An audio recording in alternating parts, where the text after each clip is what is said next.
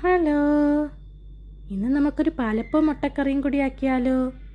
മുട്ടക്കറിക്ക് ആവശ്യമായിട്ടുള്ള സാധനങ്ങൾ 2 medium size സവാള കുരുവിര അരിഞ്ഞത്, ഒരു പച്ചമുളക് നിങ്ങളുടെ എരിവിനനുസരിച്ച് എടുക്കാവേ.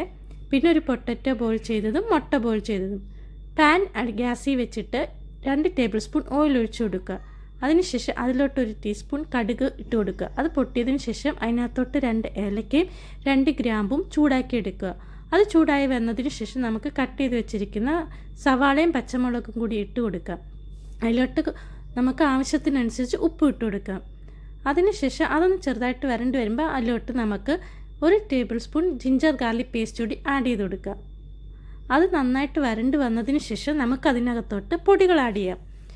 ഞാനിവിടെ 2 ടേബിൾ സ്പൂൺ മല്ലിപ്പൊടിയും 1/2 ടീസ്പൂൺ ജീരകപ്പൊടിയും 1/4 ടീസ്പൂൺ മഞ്ഞൾപ്പൊടിയും കൂടി ഇട്ട് കൊടുക്കുന്നുണ്ട്.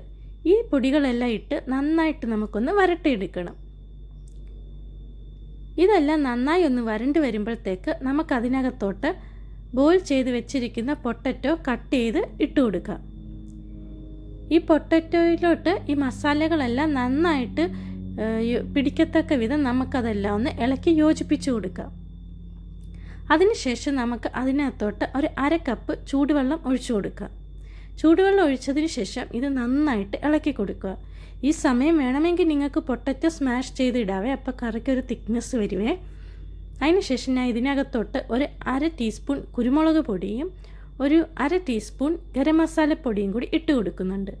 എന്നിട്ട് ഇതെല്ലാം കൂടി നന്നായിട്ട് ഇളക്കി യോജിപ്പിക്കുക. അതിനുശേഷം ഞാൻ ഇതിനകത്തോട്ട് മുട്ട പുഴുങ്ങിയതും കൂടി ഇട്ട് കൊടുക്കുന്നുണ്ട്. എന്നിട്ട് ആ കറിയെല്ലാം കൂടി മുട്ട പുഴുങ്ങിയതിൻ്റെ മുകളിലോട്ട് ഇളക്കി യോജിപ്പിക്കുന്നുണ്ട്. അതിനുശേഷം ഞാനിവിടെ 3 ടേബിൾ സ്പൂൺ തേങ്ങാപ്പൊടിയിലോട്ട് ഒരു 1/2 കപ്പ് വെള്ളവും കൂടി ചേർത്ത് നന്നായിട്ട് മിക്സ് ചെയ്തിട്ട് ഈ കറിയിലോട്ട് ഒഴിച്ച് എല്ലാം കൂടി ഇളക്കി യോജിപ്പിക്കുന്നു. അങ്ങനെ കറി ഒന്ന് തിളച്ച് വരുമ്പോൾ നമുക്കൊരു തണ്ട് കറിവേപ്പിലയും കൂടി ഇട്ട് ഇളക്കി അതൊന്ന് അടച്ചു വെക്കാം. ഇനി നമുക്ക് പാലപ്പം ഉണ്ടാക്കാം. അതിനായിട്ട് ഞാനിവിടെ പാലപ്പച്ചട്ടി ചൂടാക്കിയതിന് ശേഷം അതിലോട്ട് ഒരു തവി മാവ് അതിലോട്ട് ഒഴിച്ചതിന് ശേഷം നന്നായി ഒന്ന് കറക്കിയെടുക്കുന്നുണ്ട്. എനിക്ക് പാലപ്പം ഉണ്ടാക്കുമ്പോൾ അതിൻ്റെ എല്ലാ അരിവും നല്ല ക്രിസ്പിയായിട്ട് വേണം. പിന്നെ സെൻറ്റർ ആണെങ്കിൽ നല്ല സോഫ്റ്റായിട്ടും വേണം. അങ്ങനെ നമ്മുടെ ഇവിടെ നല്ല തൂവെള്ള പാലപ്പം ഇവിടെ റെഡി ആയിട്ടുണ്ട്. അങ്ങനെ പാലപ്പവും നമ്മുടെ മുട്ടക്കറിയും ഇവിടെ റെഡി ആയിട്ടുണ്ട്. പാലപ്പത്തിൻ്റെ മുകളിലോട്ട് ആ മുട്ടക്കറി ഒഴിച്ച് കഴിക്കുമ്പോഴുള്ളൊരു ടേസ്റ്റ് അത് വേറൊരു ലെവൽ തന്നെയാണ്. അപ്പോൾ എല്ലാവരും ഈ വീഡിയോ കണ്ട് നിങ്ങളുടെ അഭിപ്രായങ്ങളൊക്കെ കമൻസ് വഴി അറിയിക്കണേ.